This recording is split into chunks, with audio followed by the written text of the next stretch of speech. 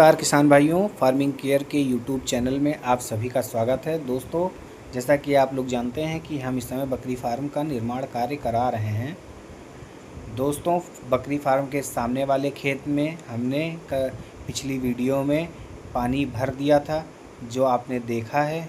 और अब समय बीतने के बाद ये पानी सूख गया है और इसकी एक बार अच्छे से जुताई कर दी गई है, जिससे मिट्टी के बड़े ढीले फूटकर सभी भुरभुरे हो गए हैं और खेत में बहुत हल्की सी नमी छोड़ी गई है। दोस्तों, हमें ध्यान रखना है कि खेत की नमी पूरी तरीके से सूखनी नहीं चाहिए।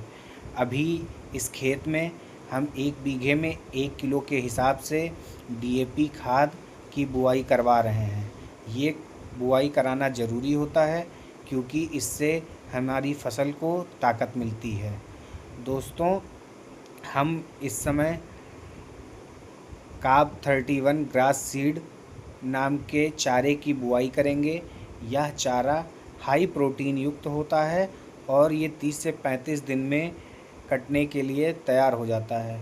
दोस्तों, इसकी समय सीमा लगभग 3 साल तक होती है और इसे 30 से 35 बार कटाई किया जा सकता है।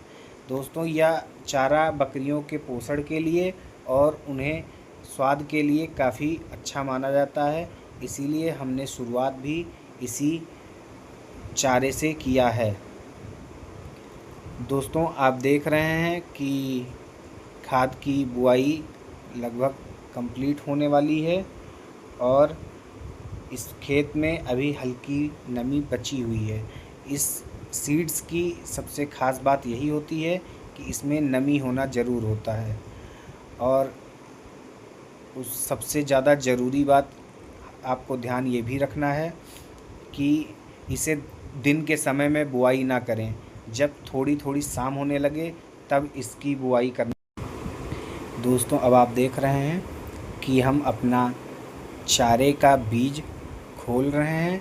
ये बीज सामान्य जो और तरीके के बरसीन वगैरह के बीज होते हैं उनसे काफ़ी अलग होता है।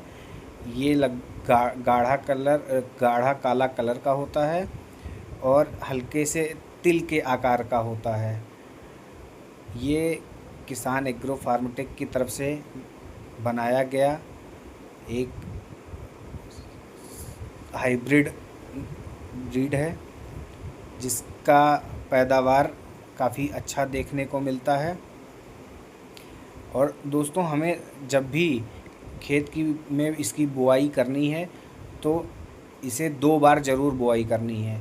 एक बार पूरब से पश्चिम की तरफ अगर आप कर रहे हैं तो दूसरी बार में उसे उत्तर से दक्षिण की तरफ में करें, जिससे पूरे खेत में बीज का फैलाव अच्छे तरीके से हो जाए। अभी दोस्तों, इसकी बुआई करने के बाद फिर हम लोग एक बार इस खेत की फिर से जुताई करेंगे और उसके बाद खेत को बराबर करेंगे, जिससे जब भविष्य में पानी लगाना हो तो पूरे खेत में पानी एक साथ लग जाना चाहिए और पानी का ठहराव किसी एक विशेष जगह पे नहीं होना चाहिए, क्योंकि अगर एक जगह पर पानी 3 से 4 दिन तक लगातार रुकता है तो वहाँ की फसल को नुकसान पहुँचता है। इसलिए हमें ये बात सबसे ज़्यादा ध्यान रखने की ज़रूरत है कि हमारा खेत एकदम बराबर होना चाहिए। खेत में जब भी हम इसकी बुआई करें तो खेत के चारों तरफ अच्छे से तार वगैरह से घेराव कर लेना चाहिए, जिससे बाहरी जानवर इसे चराई ना कर सकें, क्योंकि यह काफ़ी महंगा भी होता है और अगर आपकी खड़ी फसल को कोई जानवर चराई करता है तो उससे आपका काफ़ी नुकसान हो सकता है। दोस्तों, ये अंकुरित होने में लगभग 6 से 7 दिन का समय लगता है। जब यह अंकुरित हो जाएगा तो अगली वीडियो में हम आपको दिखाएंगे कि कैसे इसकी बुआई अच्छी हुई है। बहुत बहुत धन्यवाद दोस्तों।